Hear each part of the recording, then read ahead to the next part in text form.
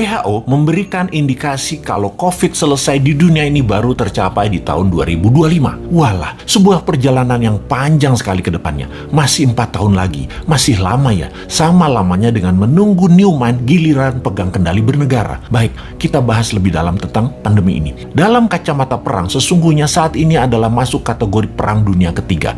Perang dunia secara harafiah, ya artinya ada musuh bersama.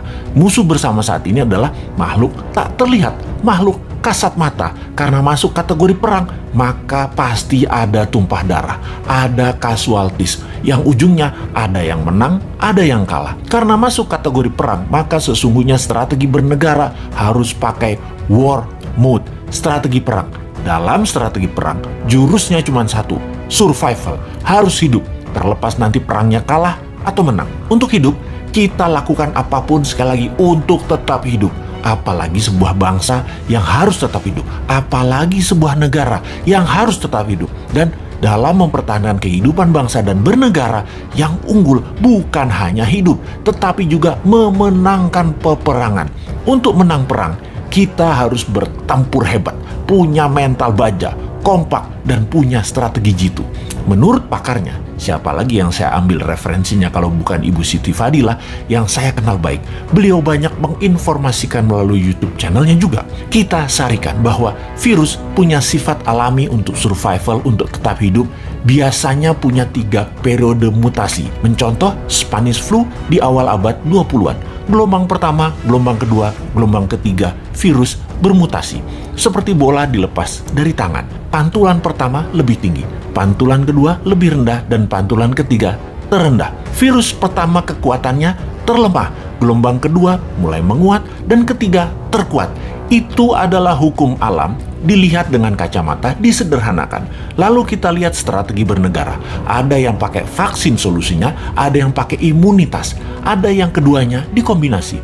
Amerika di zaman Trump pakai cara yang terlihat kasar, yaitu membiarkan rakyatnya terpapar dengan cepat, dengan niat agar herd immunity tercapai alami, juga dengan cepat karena yakin imunitas rakyat Amerika baik dan sistem kesehatan Amerika terbaik di dunia. Casualties atau korban perang di bawah 1,5% ternyata. Saat ini terdapat data bahwa 49% rakyat Amerika sudah terpapar dan punya imun sistem sendiri, dan suntik vaksin sudah mencapai 20% populasi, alias herd immunity sudah tercapai di Amerika saat ini. Vaksin tetap dilanjutkan.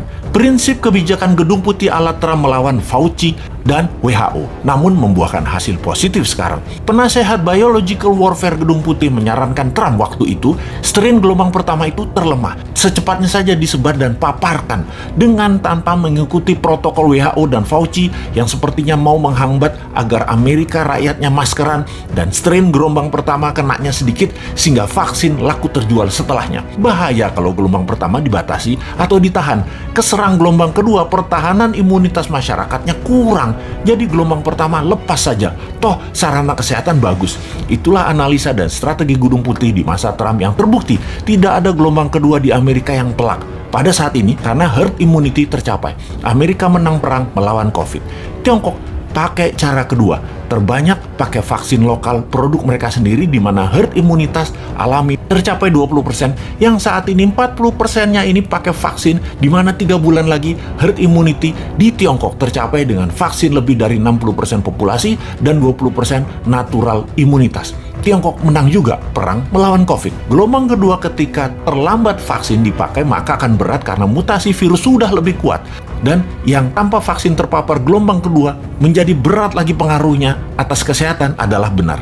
Strategi yang harus cepat-cepat dilakukan adalah vaksin disuntikan ke masyarakat. Di Indonesia, ketika gelombang pertama ternyata hanya memapar 10%-an populasi, dan vaksin saat ini baru mencapai 20%-an populasi. Saat ini gelombang kedua terjadi di Indonesia. Sementara yang berimbas atau vaksin atau yang punya herd imunitas baru mencapai 30%-an populasi. Dan hanya mereka inilah yang mungkin kuat terhadap virus gelombang kedua saat ini.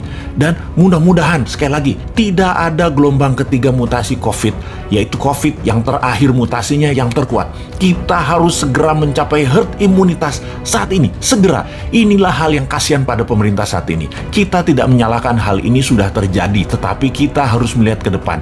Sistem kesehatan kita belum sebaik negara maju. Imunitas vitamin, makanan masyarakat juga belum sebaik negara maju. Maka yang terbaik kita bantu pemerintah saat ini dengan PPKM-nya Jawa Bali, kita taat 100%. Diam di rumah selama 3 minggu, gunakan minimum movement selama 3 minggu, makan sehat, hidup sehat, baca buku, dan olahraga. Ini semua karena sudah kadung, dan kadung juga pemerintah beli vaksin banyak banget, sampai 400 juta katanya, untuk memvaksin seluruh rakyat Indonesia. Vaksin ini ada batas waktu, ada expiration date, jadi harus cepat-cepat. Pandemi, kalau penanganannya benar, sarana kesehatan baik, dan imunitas vitamin yang didahulukan, menurut Ibu Siti Fadilah, dengan 50 juta vaksin cukup kok. Kecuali pesan banyak ini karena sekaligus jadi proyek pejabatnya. Ya walahu alam.